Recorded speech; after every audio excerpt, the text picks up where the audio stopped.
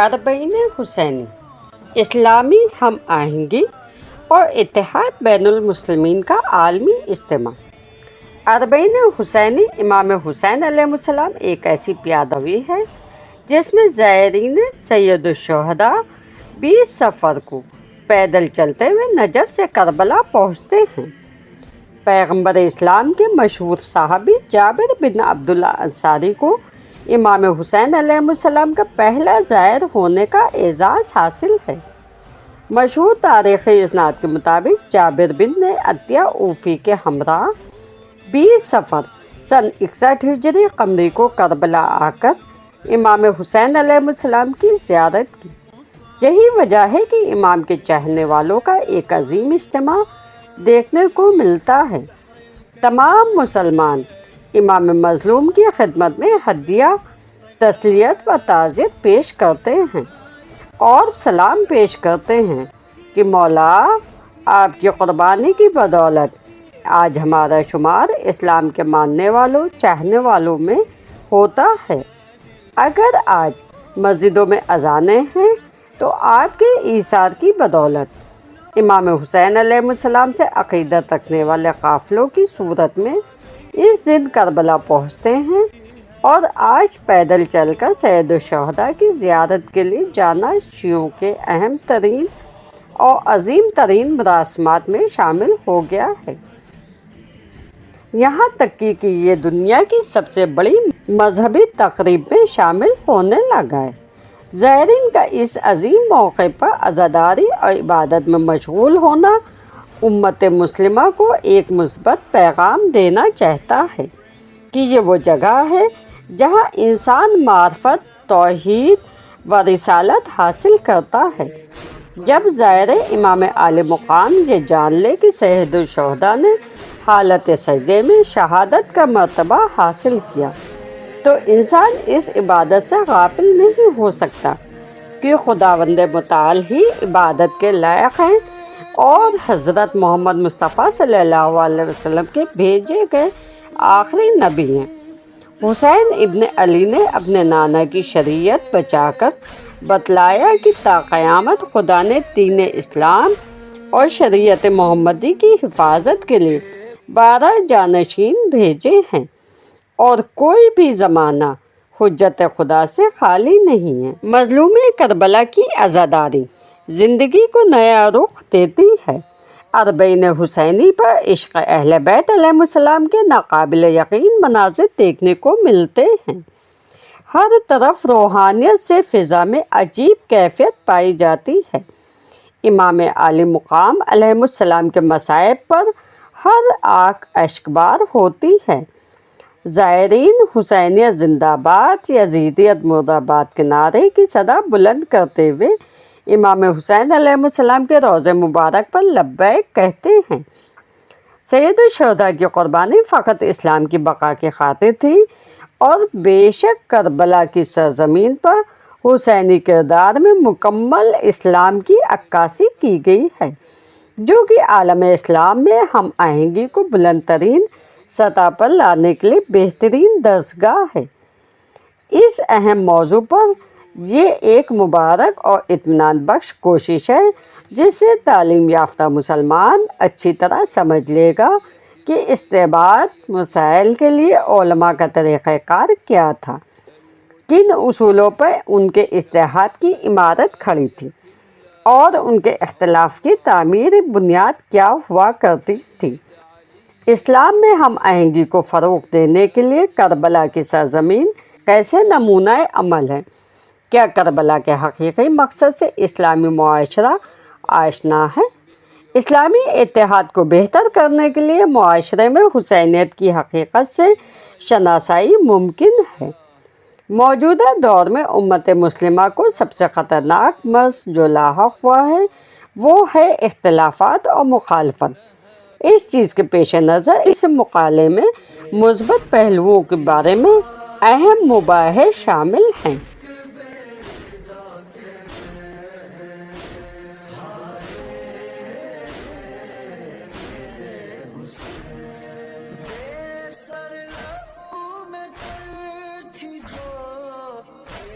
حال خست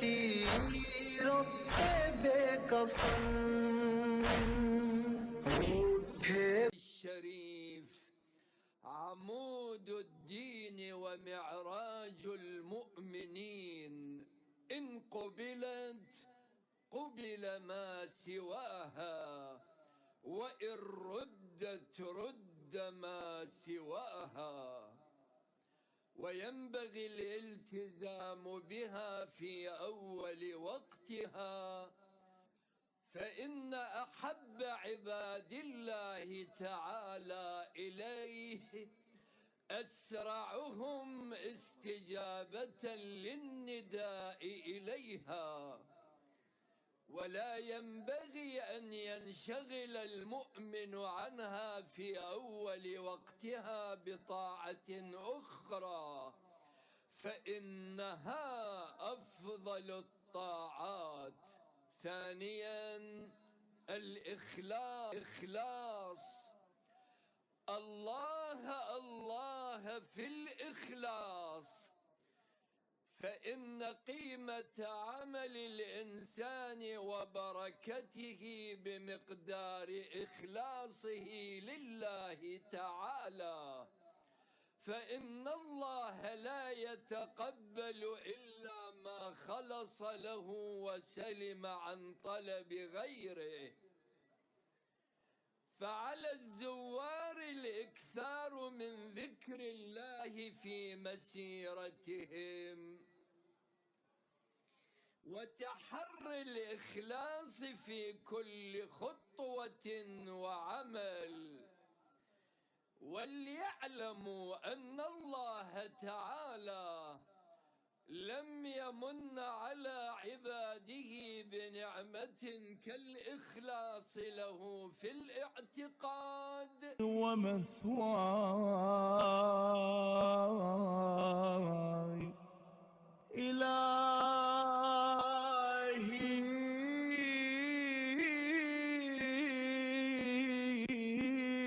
إلهي كيف تطرد مسكينا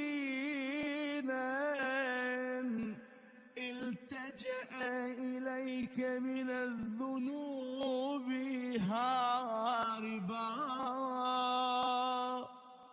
أم كيف تخيب مسترشدا قصد إلى جنابك ساعيا أم كيف ترد ظمآنا ورد إلى حياضك شاربا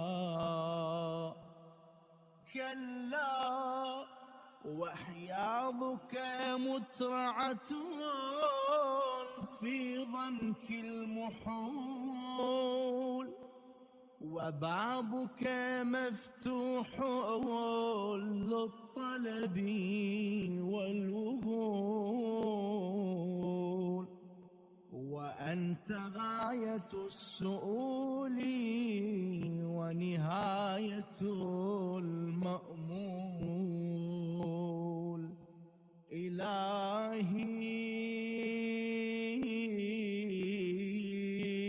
إلهي هذه أزمة نفسي عقلتها بعقال مشيتك وهذه أعباء ذنوبي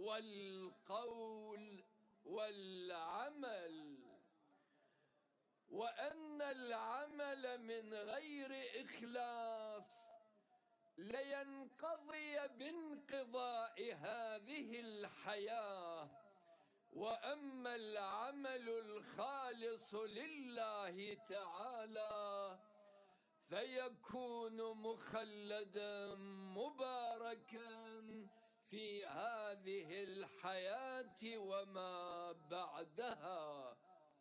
ثالثا، الستر والحجاب.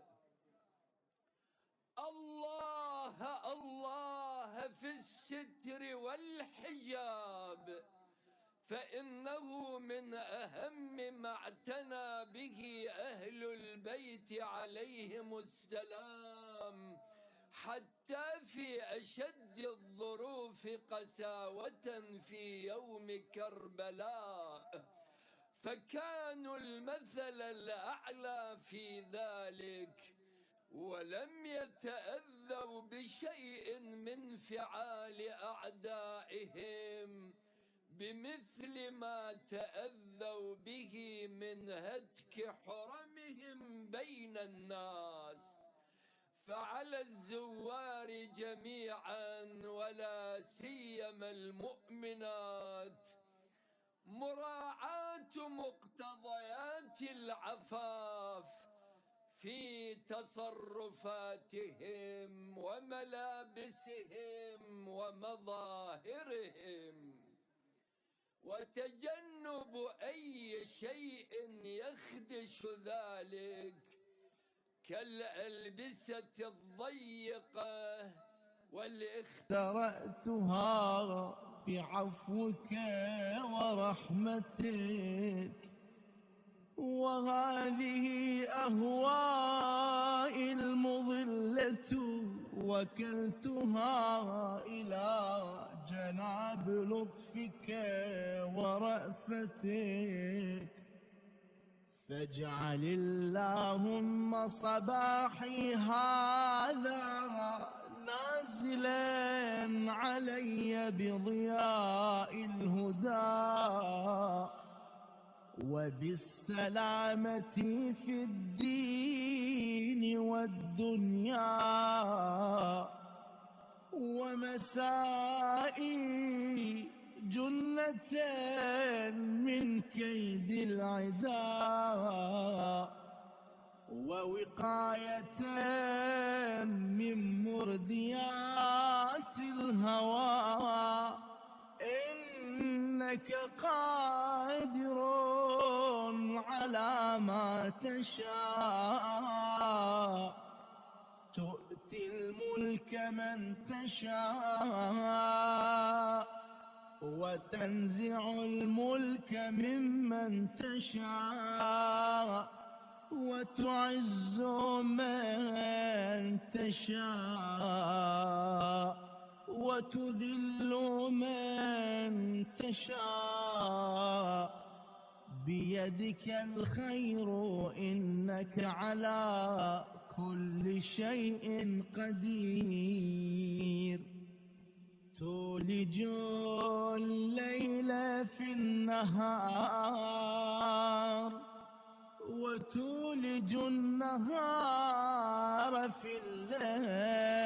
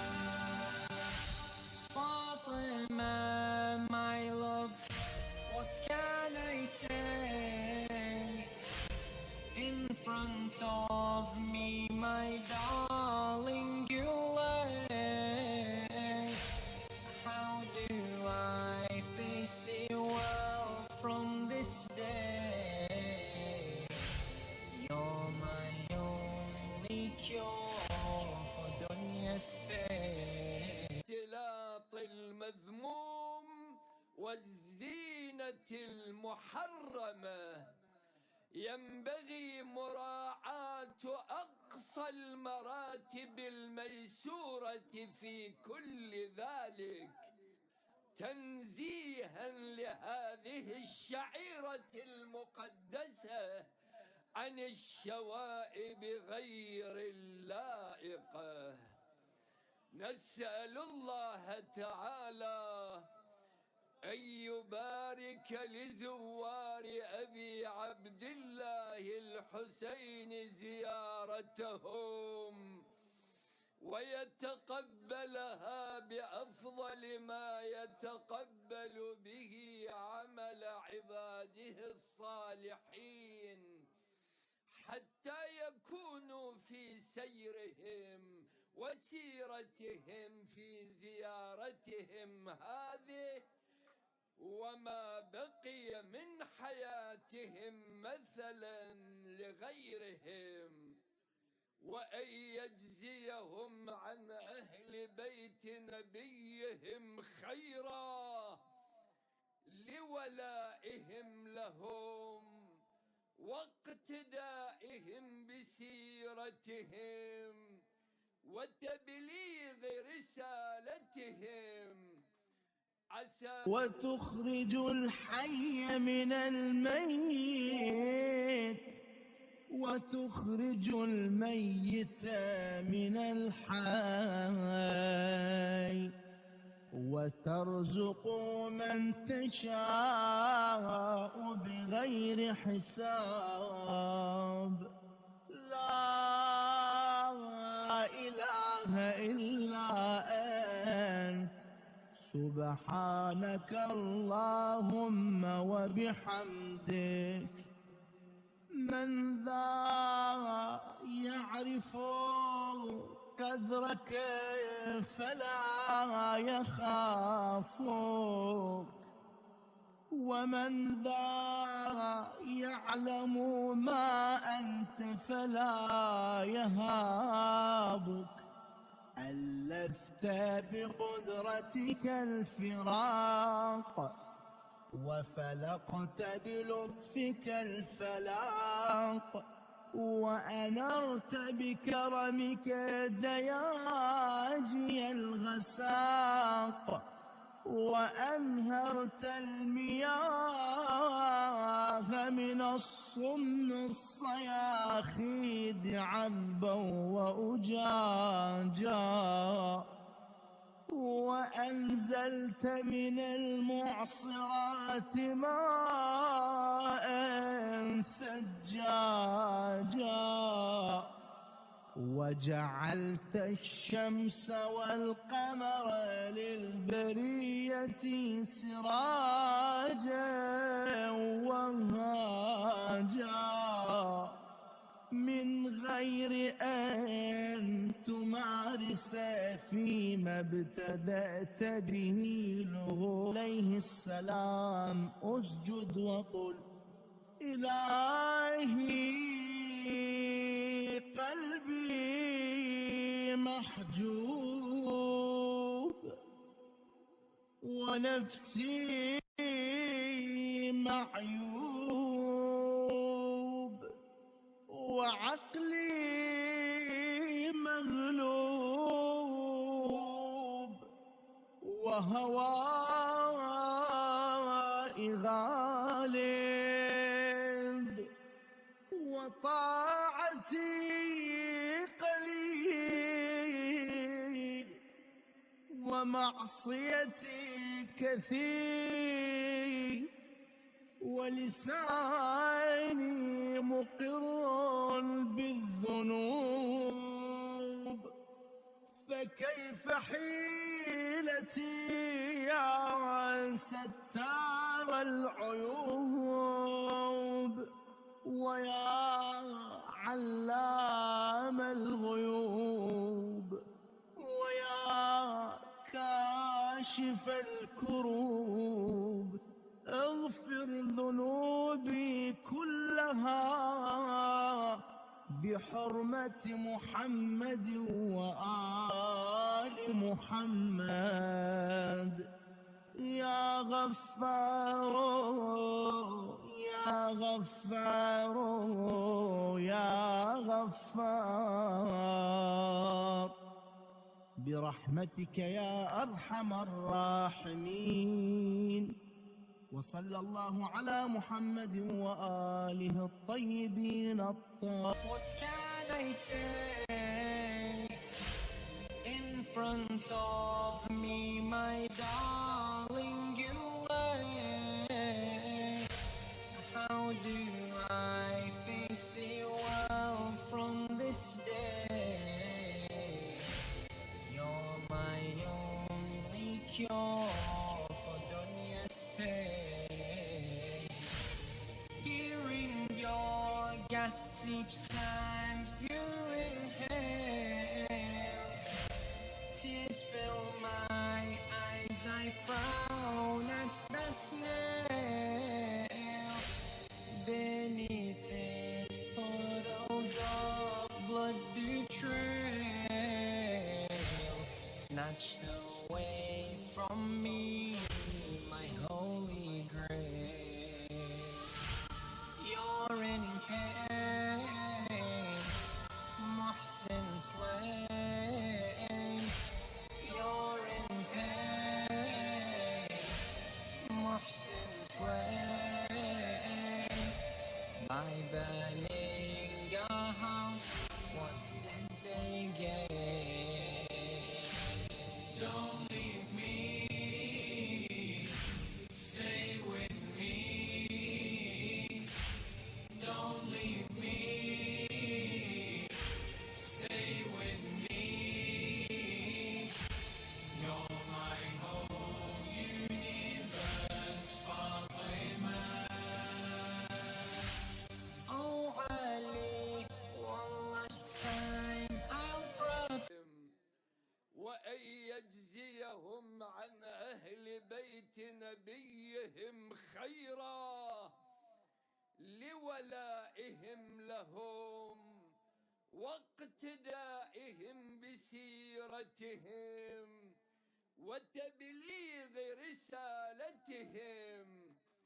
عسى أن يدعوا بهم في يوم القيامة دكة حيث يدعى كل أناس بإمامهم.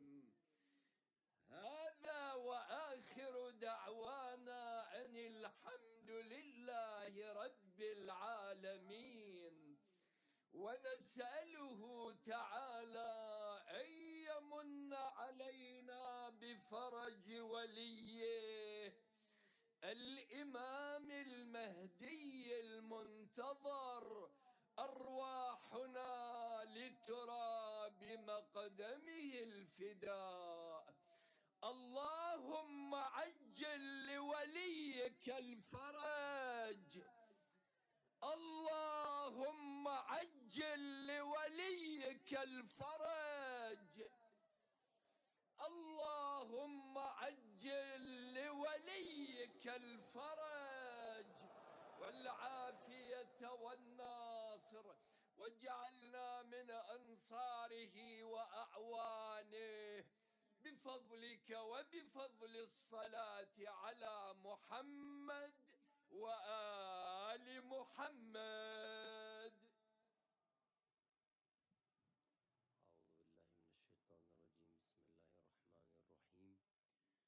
إن الله وملائكته يصلون على النبي يا أيها الذين آمنوا صلوا عليه وسلموا تسليما. اللهم صل على محمد وآل محمد. سبحان الله والحمد لله ولا إله إلا الله والله أكبر ولله ولا علاجا. فيا من توحد بالعز والبقاء وقهر عباده بالموت والفناء، صل على محمد وآله الأتقياء واسمع ندائي واستجب دعائي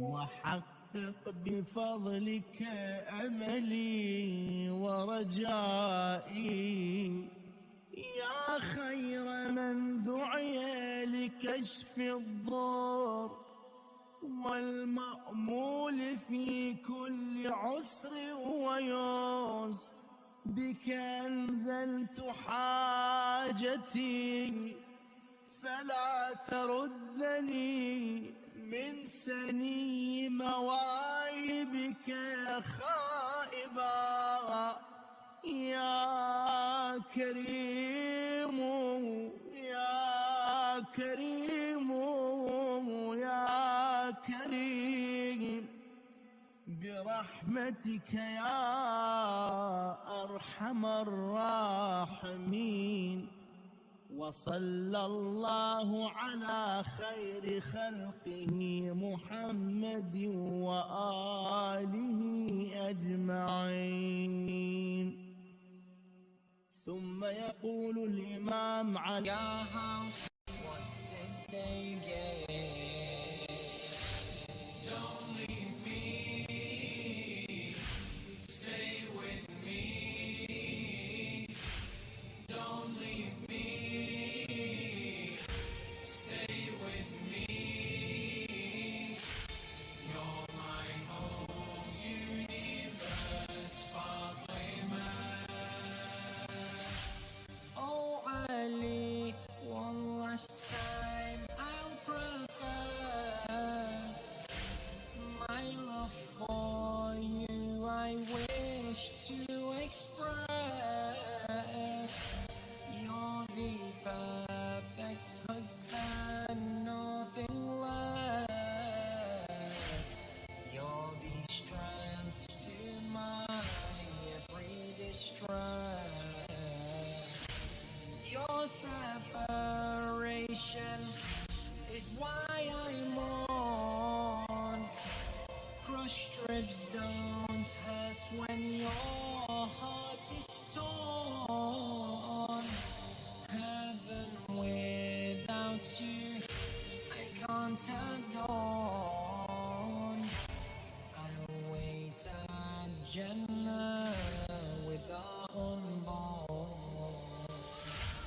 I declare God won't spare. I declare God won't spare. Those who beat me, no, those who just stare. Don't leave me. الطاهرين.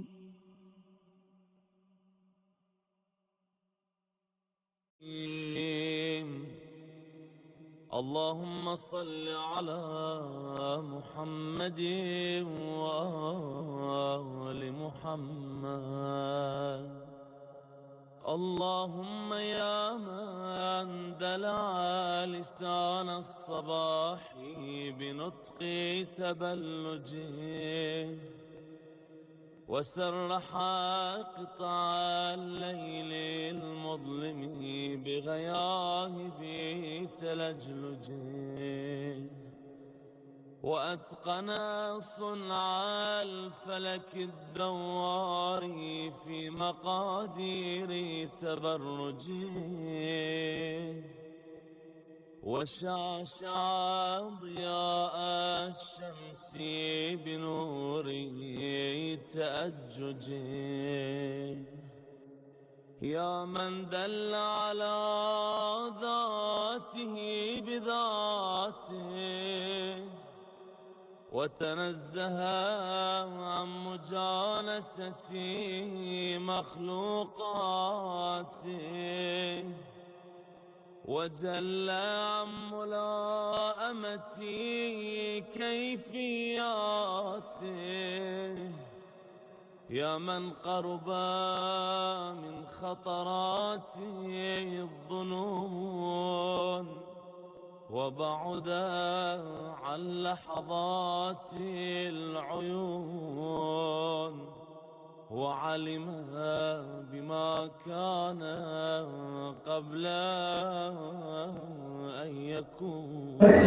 آج کے دور میں پروردگار ہمارے تمام راجے کرام علماء کرام کو حفظ و امان میں رکھے.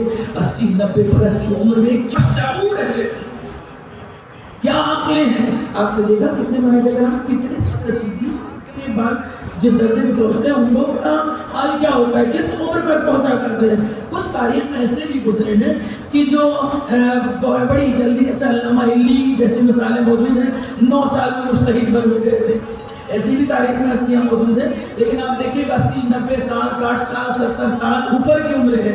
کیا عقلیں ہیں, ہم کیا بتائیں گے, آج کے جوان کیا سمجھیں گے. وہ مسئلہ صرف ہوتا ہے دین سے اپنی عقلوں کو سیکل کرتے ہیں, دین میں خرچ کرتے ہیں. جتنا آپ دین میں جائیں گے اتنا آپ کا جسم بھی توانائی پیدا کرے گا, اتنا ہی آپ کے عقلوں کا شعور بھی بڑھے گا, اور اتنی ہی معرفت پروردگار کے ساتھ ہم اپنے پروردگار کے قریب پہنچیں گے. محمد علی محمد صلی اللہ علیہ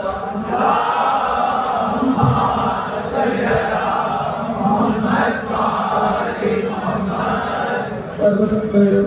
موضوع یہاں پر میرا پورا نہ رہ جائے, لیکن بیچ میں ایک جملہ کہوں کہ یہ مجالس بھی ویسے بھی ہے.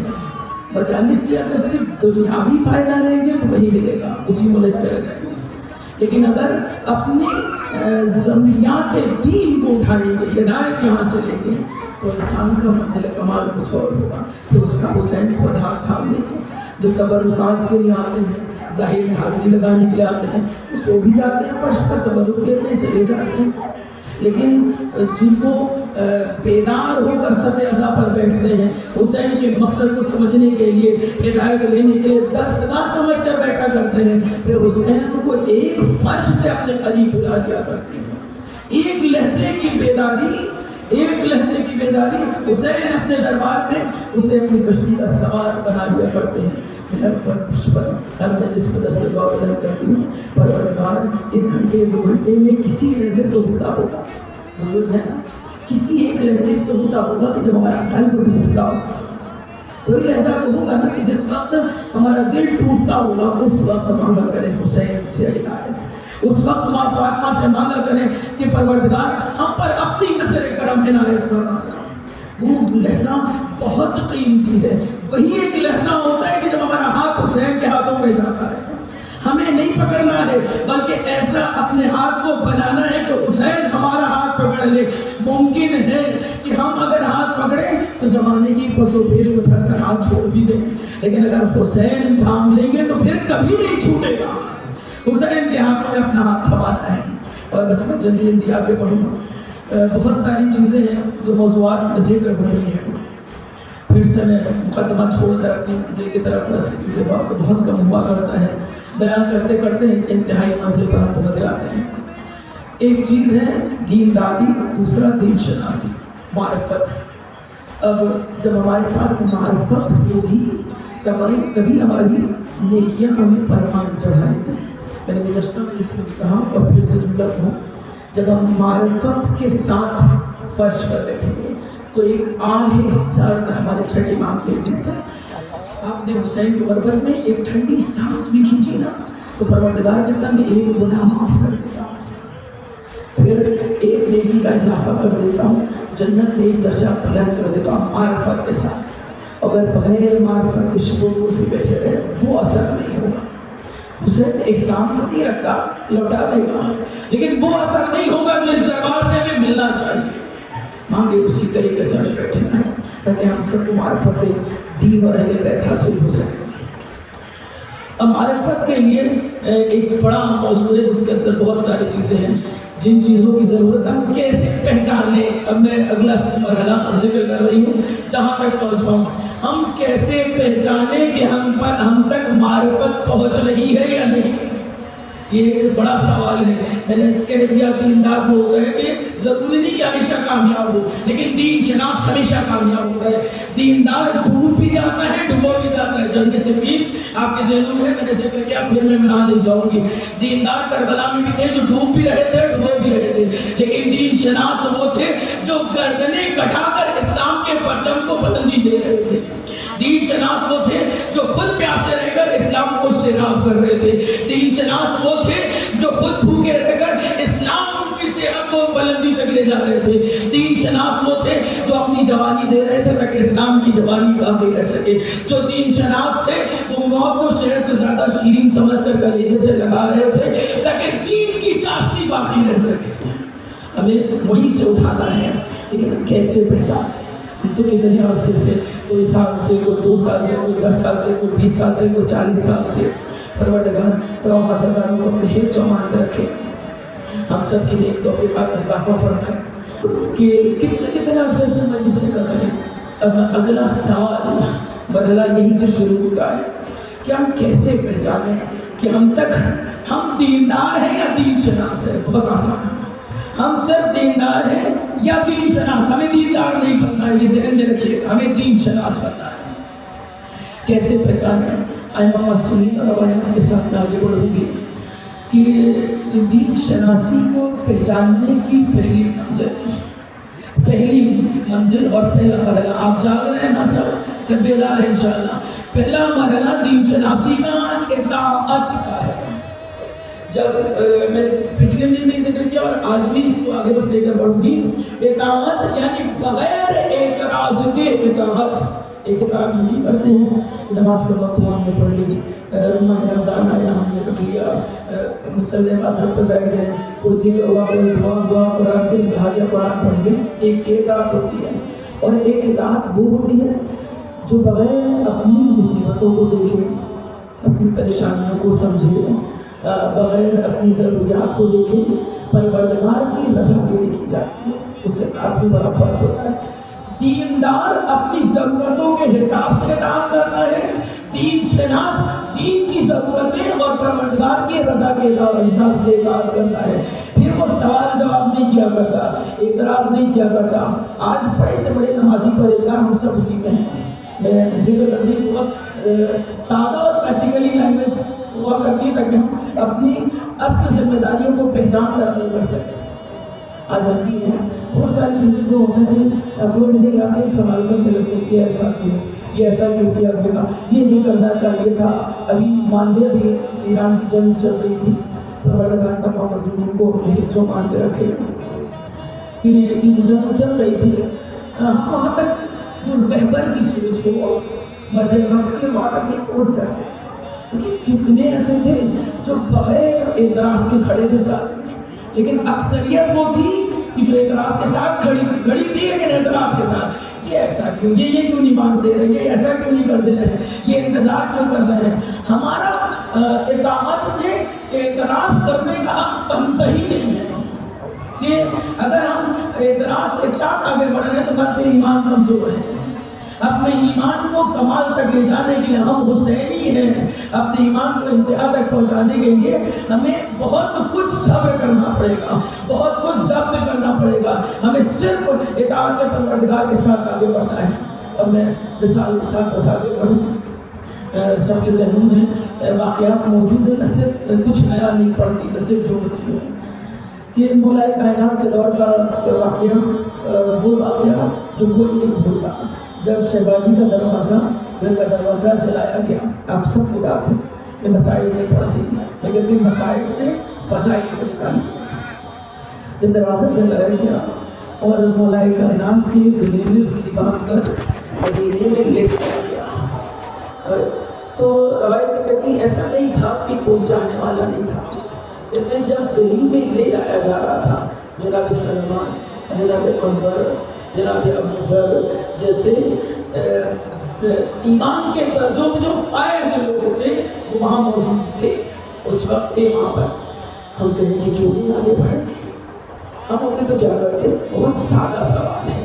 یہ سوال شاید ہمیں ہمارے امام باقی نصرت میں مدد کرے گا. ایک بس آپ میرے ساتھ رہیے، میرے ساتھ آگے بڑھیے گا تو میں آگے بڑھنے میں آسانی میرے پیدا ہوگی اور آسانی سے منزل مقصود تک پہنچے۔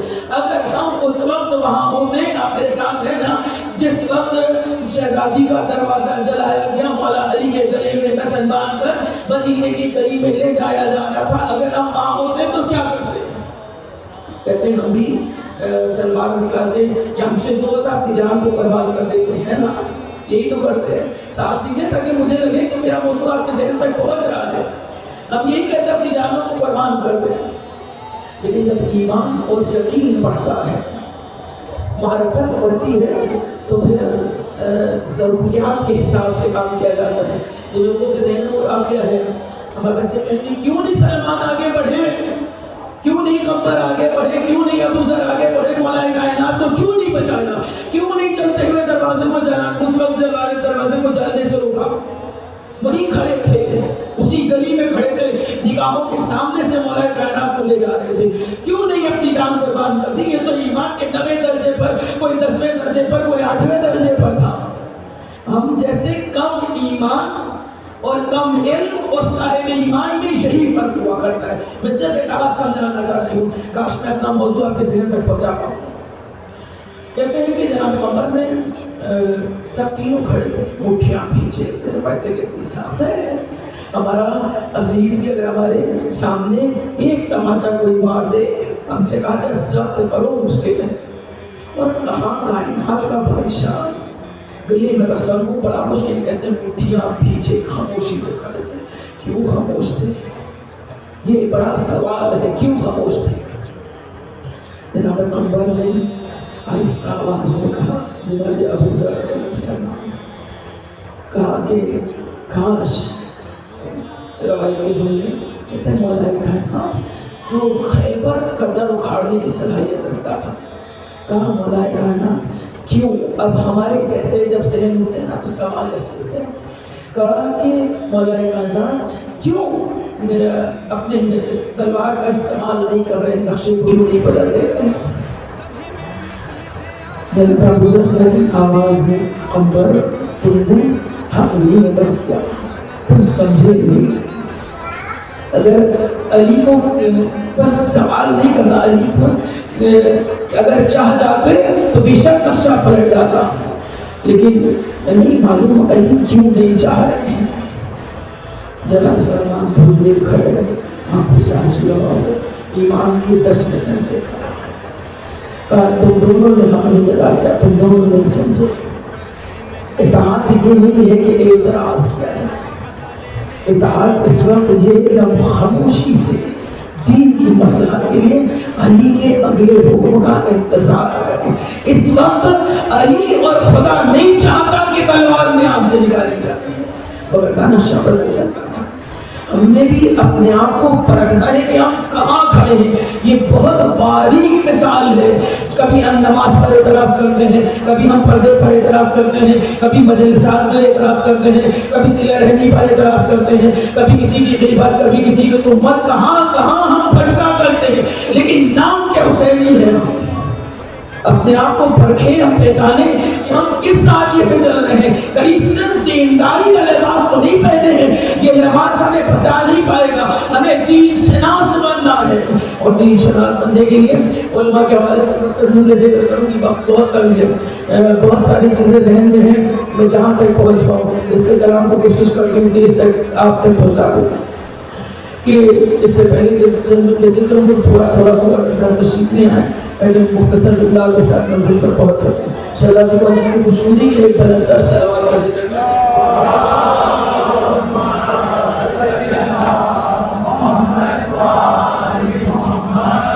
سب مل کر شروع سے آخر تک اپنے ایک بلندر سلوات کا ذکر کریں۔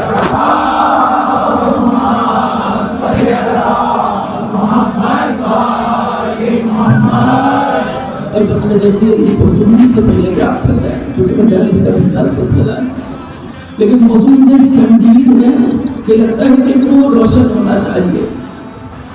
اپنے آپ کو دین شناس بنانے کے لیے اطاعت اب شروع کہاں سے کی جائے, کیسے قدم اٹھایا جائے, ہم کیا کریں کہ ہماری دین شناسی پتہ چلے کہ ہم صحیح زاویے میں صراط المستقیم جو ہم مانگا کرتے ہیں شب و روز, اہدنا الصراط المستقیم, ناممکن ہے جو پروردگار بغیر مانگے تھے دیتا ہو شب و روز مانگے نہ دے, کیونکہ ہمارے پاس کمی بھی ہے, پہچان نہیں پا رہے کہ کہاں سے مل رہی ہے صراط المستقیم کی ہدایت, کہاں سے مل رہی ہے, بس اسے مجھے روشن کرنا ہے کہ کیسے پہچانے.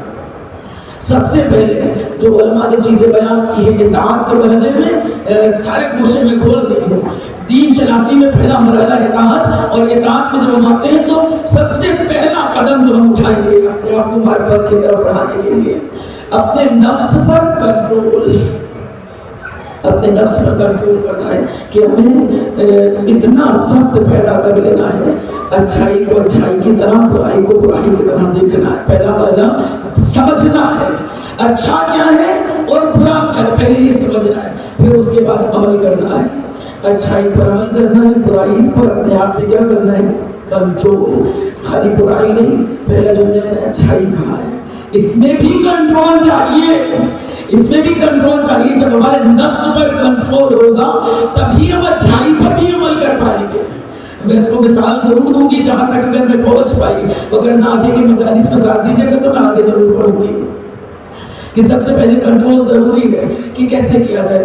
اب یہاں جب کنٹرول کا مرحلہ آتا ہے تو دو صورت ہمارے سامنے ہیں. چھوٹی بہنی بھی ہمارے سامنے ہے, بزرگ ہم سے تو کم سے, آپ تھک تو نہیں رہے ہیں, بس کلام کو آگے بڑھاؤ. جو جس سن و سال میں حسین کی صفحہ ازا پر ہے, ہمیں وہیں سے اپنے آپ کو سیکھنا اور شروع کرنا ہے کہ کیسے کنٹرول کر کے دین شناسی.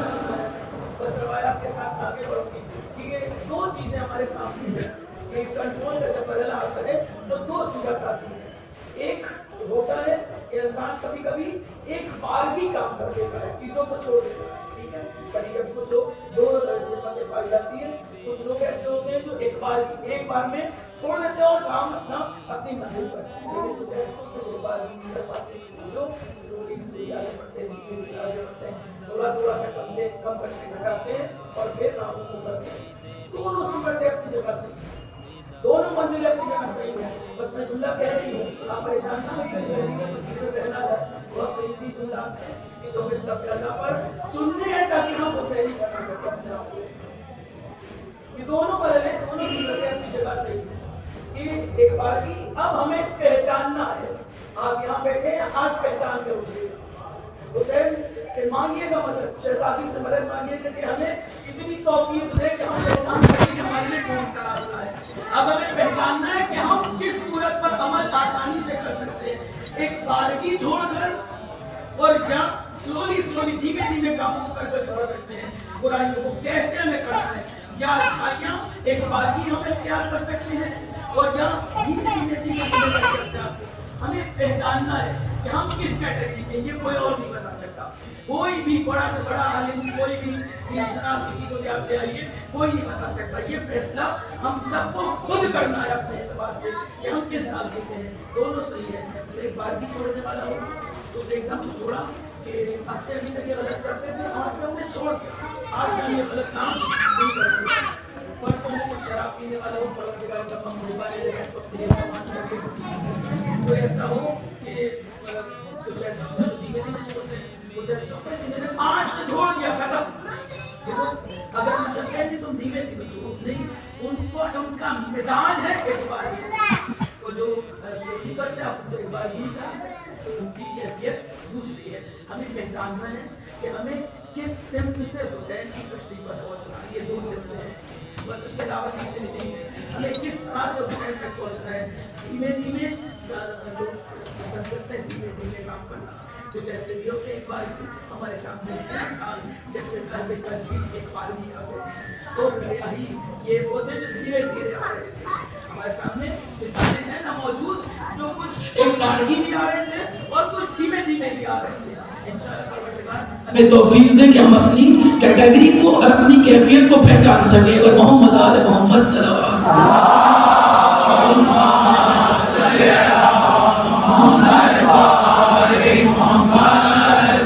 وقت بہت سوچتی ہوں کہ اپنی منزل پر سمیٹ دیں، لیکن کچھ چیزیں پھر ضائع کر دی ہیں. بس تھوڑا سا ساتھ وقت میں اس کلام کو بس اسی کو مکمل کر دوں. اس کوشش کو کہ اب میں اپنی کیفیت پہچاننے کے بعد کنٹرول جو مرحلہ ہے، چاہے آپ ایک بار کی کہو یا آہستہ آہستہ والا جو بھی کیفیت ہو، ایک راستے کو انتخاب کیا.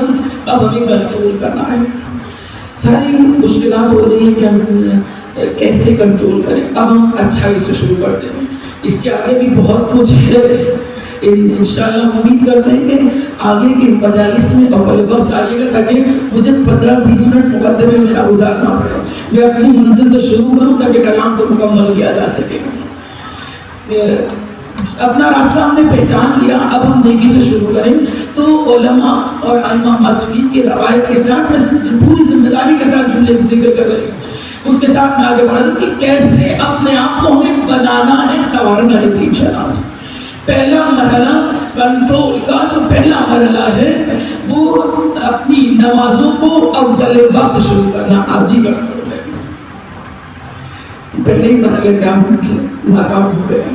تھوڑا سا جو ہے انشاءاللہ کوشش کریں گے کہ اب سے ہم اس چیز کا لحاظ رکھیں اور خیال رکھیں، کیونکہ اگر آپ وقت پر آتے تو میں بھی وقت پر ختم کر دیتی. پہلا مرحلہ جو کنٹرول کرے وہ نمازوں کو اول وقت. مشکل نہیں سے ہوتی ہے. جیسے ہی نماز کا ذکر آیا پوچھتے ہیں کتنی فلیکسیبلٹی ہے، کتنی گنجائش ہے. پڑھنا اول وقت واجب تو نہیں ہے نا، آگے پڑھ سکتے ہیں. بس وہی سے شروع کرنا. جیسے ہی یہ سمجھ میں آ گیا ہمیں کہ اتنے گھنٹے 4 گھنٹے 5 گھنٹے کی مہلت ہے، گڑبڑ ہی سے شروع ہو گئی بات. یہ مہلت مجبوری والوں کے لیے ہے. یہ ذہن میں رکھیے گا. بستر پہ سوتے رہنے والوں کے لیے نہیں ہے، اپنے گھروں میں موبائل چلانے والوں کے لیے نہیں ہے. یہ مجبوری والوں کے لیے ہے. جو اسکول میں ہے، آفس میں ہے، جو مجبور ہے کہ ہم یہاں ایسی حکومت میں بیٹھے ہیں کہ ہم اول وقت نہیں کھڑے ہو سکتے. یہ مہلت صرف ان کے لیے ہے. اگر ہم خالی بیٹھے ہوئے ہیں کہ نہیں چلو کاش میں ہر مجلس میں کہتی ہوں میرا موضوع پھیل رہا ہے کہ ضرور کہیں گے بس آگے بڑھوں گی. بہت مرتبہ میں نے کہا کاش ہماری مجلسوں کا معیار ایسا ہو کہ نماز کے وقت پہ اگر ختم ہو رہی ہوں تو سب وہی مصلی عبادت بچھائیں. کتنا اچھا لگے. واقعی اس فرش کی قیمت بہت بڑھ جائے گی جہاں اس کردار کے ساتھ بندہ بیٹھے.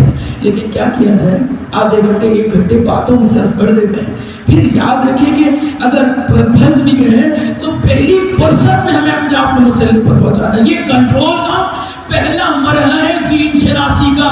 یہ اپنے ذہن میں رکھیے گا. سننے میں اچھا لگ رہا ہے نہیں، بلکہ ہمیں اتارنا ہے اسے. یہ اپنے آپ کو حسین کے قریب بنا پہنچانے کا پہلا مرحلہ ہے. کچھ ہو رہا ہے، ہمیں اپنے آپ کو اول وقت مصلی عبادت پر پہنچانا ہے. اب یہاں پر ایک نقطہ بس کہوں گے آگے. اول وقت ہمارے یہاں صرف 10 منٹ نہیں ہوتا. جو ہمارے یہاں غلط ذہنوں میں بسا دیا گیا ہے اذان کی ہمارے یہاں دیر میں ہوا کرتی ہے. جو اول وقت ہوا کرتا ہے نماز کا اس کے بعد سے 10 منٹ نہیں ہوتا. صبح کی نماز میں تقریباً آدھا گھنٹہ 1 سے سوا گھنٹہ کوئی ٹائم نہیں ہوتا. آدھا گھنٹے کے اندر آپ نماز پڑھ لیں گے تو پھر اول وقت میں کام کی جائے گی. ظہر اثر اور مغرب عشاء میں بھی 40 سے 50 منٹ اول وقت شمار کیا جاتا ہے. آپ کا شروع کا ابھی آپ کا ظہر کا وقت ہوگا بس مکمل کر کے اپنی منزل پر. ظہر کا وقت جیسے ہوا شروع کے 40 سے 50 منٹ آپ کی ظہر کے عمل ہوا اس میں سے بھی پڑھ لیجیے تو بھی بہت اچھا. مگر میں آپ نے تعلیمات پڑھی ہے، ضرورت تھی آپ 4 رکعت پڑھ کے آپ چلے آئے مجلس میں بعد میں پڑھیں گے. پھر عصر کا وقت ہوا. پھر وہ عصر کا جو وقت ہوتا ہے اس وقت بھی اگر آپ کھڑے ہوں گے تب بھی 40 سے 50 منٹ آپ کے عصر کے اول وقت کام کیے جائیں گے. وہ بھی آپ کو ثواب اول وقت کا ملے گا انشاءاللہ. پروردگار ہمیں نمازی بہترین حسینی بننے کی توفیق عنایت فرمائے. کربلا میں ہمارے سامنے مثال ہے. جیسے ہی نماز کا وقت ہوا یہ دین شناس تھے، جو دیندار تھے ان کی ہلچل تھی کہ پہلے چلو اب میں انتہا پر پہنچ رہی ہوں. جو صرف دیندار تھے بہت ساری چیزیں ذہن میں تھی میں نے سب چھوڑ دیا. جو صرف دیندار تھے نماز کا وقت ہوا کیا خدا پر پاؤ گیا کہ ابھی اگر ہم روکیں گے تو ہر جائیں گے، ابھی معاملہ گرم ہے نپٹا لو. لوگوں نے کہا آواز دی. انہیں بلون کے لشکر میں سے آواز بھی آئی کہ نماز پڑھی جا رہی ہے. کچھ دیندار ہر طرح کے ہوتے ہیں نا کچھ کہہ رہے تھے نپٹا لو، کچھ نے آواز دی نماز پڑھی جا رہی کہ ابھی کہاں حملہ کر رہا ہو، اتنا دل دماغ کام کیا لیکن خود مسلح پر نہیں پہنچ پائے. یہ سمجھ میں آیا کہ ابھی نماز ہو رہی ہے، لیکن انہوں نے کہا فرصت غنیمت جان، اگر یہ نماز سے فارغ ہو گئے اور لشکر نے ہم پر حملہ کیا تو ہم بچ نہیں پائیں گے، باہر کھانا شروع کر دو. اور کچھ زبانیں ایسی چلی کہ تیر کے چلنا شروع ہو گئے. لیکن یہ دین شناس وہ تھے جنہوں نے اپنی نکلی ہوئی تلواروں کو اپنے آپ میں سمجھا. صبح سے مقتل سجا تھا نا، صبح سے کتنے مجاہدین مقتل میں جا چکے تھے، حسین کتنے لاشیں اٹھا چکے تھے، صبح تک میں حسین نہیں معلوم کتنے لاشیں اٹھا چکے تھے. اور سب نے اپنی تلواروں کو اپنے آپ میں رکھا، ماؤں کی جگہ پہ ٹکڑے مقتل میں لاشیں بکھر چکی تھی، کتنے جا چکے تھے. مائیں حسین کے پیچھے سے بستہ کھڑی ہو گئی کیونکہ دین شناس تھا. کربلا کی ماؤں کی سڑک سے مانگیے گا، پروردگار ہمیں بھی توفیق دے گا کہ ہم بھی پابند ہو سکے، اپنے بچوں کو بھی پابندی کرا سکے. باتیں کرتے میں رہ جاتے ہیں، بھول جاتے ہیں. نہیں، ہم حسینی ہم بھولیں گے نہیں، ہم ان کے ماننے والے جو تلوار کو دھیان میں رکھ کے مسلح سجاتے ہیں، تو اپنے کاموں کو چھوڑ کر مسلح پہ تو جا ہی سکتے ہیں. انشاءاللہ پروردگار ہماری عزتی ہماری طاقت والا کو قبول فرمائے. پر وقت نہیں کر دیتا، آپ کی آنکھیں اشکبار ہیں، بڑا قیمتی دربار ہے، زہرا کی آواز بلند ہے، وہ نیچوں کی پسلیاں سنبھال آواز دے رہی ہے، با غربتا با حسینہ. میں نے روایت میں سنا ہے، چھٹے امام سے ہی روایتیں کرتے ہیں، جب کوئی بلند آواز میں گریا کرتا ہے پروردگار کو بڑا پسند ہے. شہزادی کو بلند آواز کا گریا بہت پسند ہے. ایک جملہ کہوں بھی جانے والے موجود ہیں، جب ہمارے کسی عزیز کا جنازہ ہوتا ہے، کسی بہن کے بھائی کا جنازہ نکلتا ہے، تو پہلے جنازے پر اپنے آپ کو گرا دیا کرتی ہے. آوازیں گریا بتاتی ہے کہ یہ چاہنے والی بہنیں ہیں. بیٹی اپنے آپ کو جنازے پر گرا دیا کرتی ہے، دنیا دیکھ کر سمجھ جاتی ہے کہ یہ اس کی بیٹیاں ہیں. والیوں والد سے آوازیں بلند ہوتی ہے تو لوگ سمجھ آیا کرتے ہیں کہ یہ جنازے کے والیوں والد ہے اور باپ ایسا. لیکن زہرا کا غریب لال ایسا غریب تھا جس کی بیٹیاں جنازے پر نہیں تھی، جس کی پہلے جنازے پر ہونے کے لیے نہیں تھی، جس کے بیٹے جنازے پر گریا کرنے کے لیے نہیں تھے. عالم غربت میں بے سہارا جنازہ 3 شب روزے کے ساتھ پر تھا. ایسا پرسہ دیجیے گا، آواز دیجیے میرے بیوی، ہمارے پرسہ دے دے، ہم غریزوں کا پرسہ قبول فرمائیے گا. ہمارے باپ ایسا بس روایت میں کے والے سے چل جا میں نے استعمال کر دے رہی ہے. اور شہزا پر کہتے ہیں نا، ہر مجلس میں جب مسائل کی منزل پر بیٹھے آپ کی آنکھیں اشکبار ہوں اور دل ٹوٹے، تو اس کی وجہ سے کربلا کا رخ کر کے اپنے ذہن کربلا پر جا کر آواز دیجیے گا، السلام علیکم یا ابا عبداللہ. میرے مولا سے جملہ ہے، جب کوئی بندہ مجھے سلام کرتا ہے تو میں جواب سلام دینے اور اس کا سلام اور پرسہ قبول کرنے ضرور آتا ہوں. بس روایت سے ایک جملہ کہوں گی کہ کسی نے سوال کیا، مولا کسی ذاکر نے سوال کیا تو خواب میں مولا نے بیان کیا، کہا میں آپ کی زیارت کرنا چاہتا ہوں. کہا جب زیارت کا شوق ہو کربلا کا رخ کر کے مجھے سلام کر لینا. کہا مولا کیسے پتا چلے کہ زیارت قبول ہو گئی؟ بس جملہ میری سنیے گا اور پھر ہاتھوں کو اٹھا کر کربلا کے رخ آواز دیجیے گا. کہا مولا کیسے پتا چلے زیارت قبول ہو گئی؟ کہا جو تمہاری آنکھ میں آنسو آتے ہیں کہ میری زیارت کے بدلے میں ہوا کرتے ہیں. جب میں سلام قبول کر لیا کرتا ہوں تو تمہاری آنکھ میں آنسو کرتی ہے. اے آقا ہمارے پرسہ دینے کے لیے ہم قریضوں کا سلام، ہم قریضوں کا پرسہ قبول فرمائیے گا. پروردگار آپ کی منظوری آوازوں پہ رحمت نازل فرمائے. آپ کی آوازیں بلند ہو گئی ہیں، کہیں شخص سما کے دل کو درد کو بنا والے خدا کو کسی کو میرا اللہ اس بار کو میں نے کہا بس بات کا چل رہے اور میں نے پہلے سلام کر دی ہے. لیکن ایسا پرسہ دیجیے گا جیسے ماں کو اس کے غریب لال کا پرسہ دینا. روایت کہتی ہے اول شام ہے کہ جب لٹا ہوا قافلہ آل محمد کا نبی ذاتیوں کا قافلہ کوفہ کے زندان میں 11 مردوں کا قافلہ چلا تھا. 12 محرم کو کوفے میں داخل ہوا تھا. 10 سے 12 دن کوفے کے زندان میں رکھا گیا. چاہنے والے نے سنیے گا چند دنیا میں مجلس تمام کر دینی ہے. ہمارے یہاں کسی کے گھر سے باپ کا جنازہ ہو کرتا ہے تو بچوں کا پہلا فریضہ ہوا کرتا ہے کہ غسل کفن کا انتظام کیا جائے. بچے آگے بڑھتے ہیں اگرچہ کتنا ہی درد ہو لیکن غسل کفن کا اہتمام ہوتا ہے, تدفین کا اہتمام ہوتا ہے. لوگ جنازے میں شرکت کرنے آیا کرتے ہیں لیکن ہاں ہر بات ایسا, لیکن یہ صحرا کا غریب لال جنت کا سردار کی بنا غریب تھا جس کا جنازہ 3 شب و روز کے ساتھ رکھا رہا ہے. چاہنے والے ہیں بس اپنے بہنوں کو لے چلیے گا کربلا اور میں نے بڑے استعمال کرنے ہوئی ہے. اپنے بہنوں کو لے چل کے فرصہ دیجیے گا, سبق سینہ پیٹ کے فرصہ دیجیے گا. حسین کی سلام کے ساتھ بلند کریے گا. راوی کہتا ہے 11 محرم کو جب ملعونوں نے ظالموں نے اپنے پشتوں کو رفت کیا ہے تو کسی آگے بڑھ کر آواز دی کہ زہر قید ہمارے قبیلے کے تھے, چلو ان کا جنازہ دفن کر لے. آواز دی بٹکل بھی ہمارے جاننے والے تھے, ان کا جنازہ دفن کر لے. کسی نے کہا ہم لوگ ابن مظاہر ہمارے خاندان کے تھے, جانے والے ہیں کہ تو نام بسوگے گا.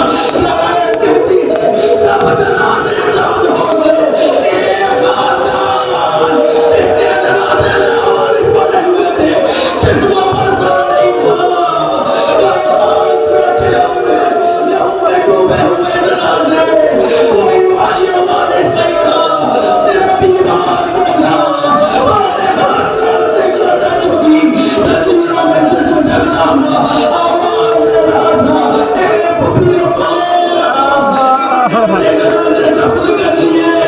جنت کے سردار کا, نواز رسول کا, خدمت بطول کا, میرے بابا کا جنازہ دیکھنا.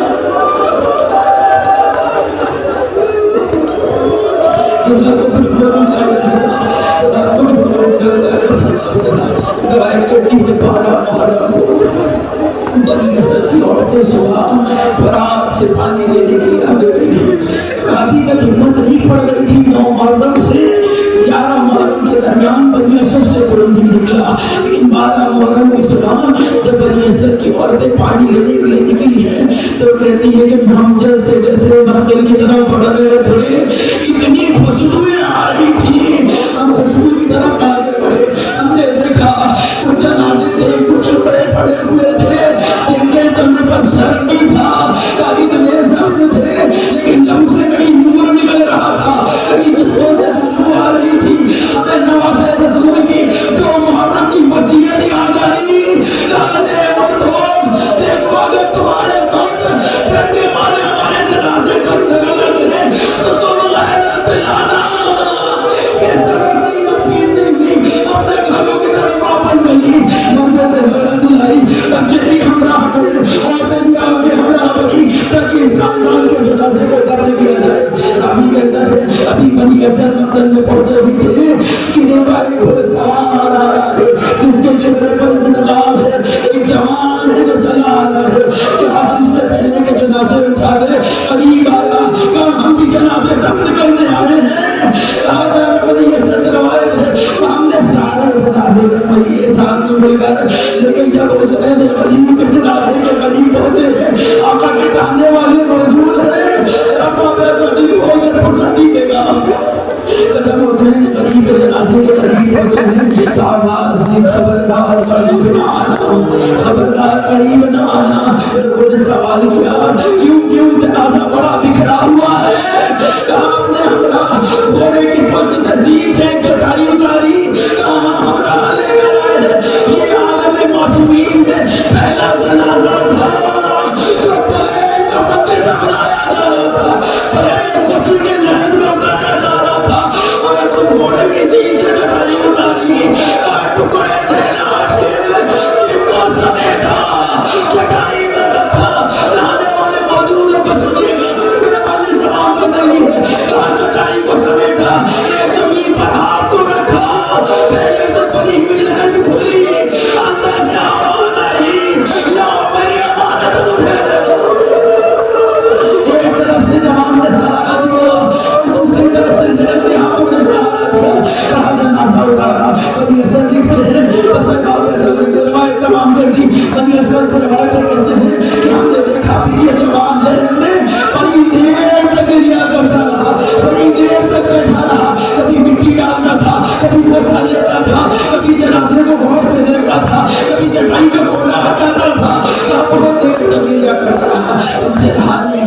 ہم نے تاکید کی, ہم نے اصرار کیا کہ باہر آ جاؤ.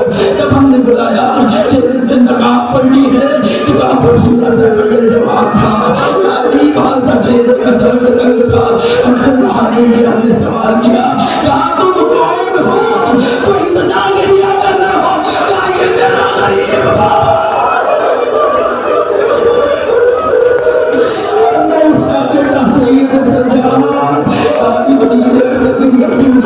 بچانے والے نے سننے میں بنوائے تمام کر دوں, کہا اتنی دیر میں دنیا میں کیا کر رہے تھے.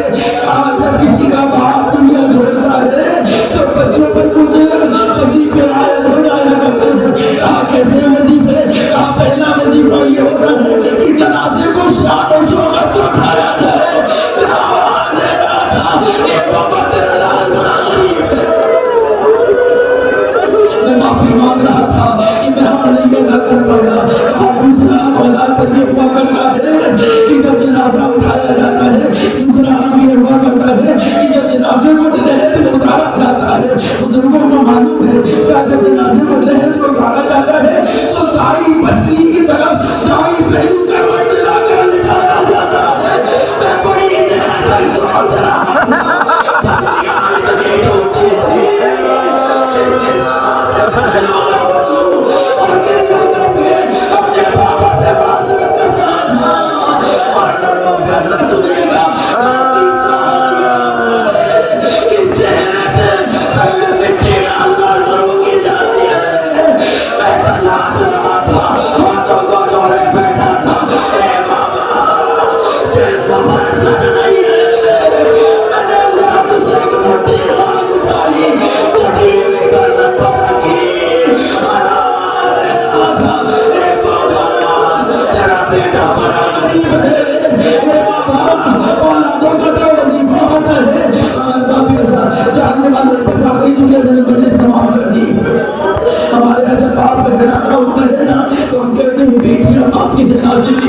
لیکن یہ ایسا جنازہ تھا جس کے سینے پہ سونے والی, جب آپ کے سینے پہ جسے سکون ملتا ہو, عالم غربت ان کی تنہائی میں جا رہی ہے, تب آپ کے جنازے کے قریب بیٹے کو لے جایا جاتا ہے, آخری دیدار کرایا جاتا ہے. چاہنے والوں کو سنیے گا, میں نے اس تمام کر دی. ہمارے یہاں دستور ہے جب باپ کا جنازے کو کفنا لیا جاتا ہے تو بیٹیوں کو نہیں بلایا جاتا ہے, والی وارث کو نہیں بلایا جاتا ہے. آخری دیدار کر دو, کفن میں پہنا ہوا چہرہ ہمیشہ کے لیے یاد رہ جائے گا.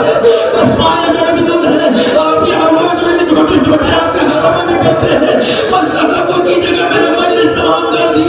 5 برس کی یتیمان ہے تو آپ کا آخری منظر دیکھا ہے, دوڑے سے ٹپل ٹپل اچھی ہوئی لاش دیکھی, جب تک سر پر نہیں تھا جس میں سے لباس اتارا جا چکا تھا, ٹکڑوں میں پٹا ہوا جنازہ, اور بیٹی اگر میرے اندر نہیں تھی تو کبھی کھول گیا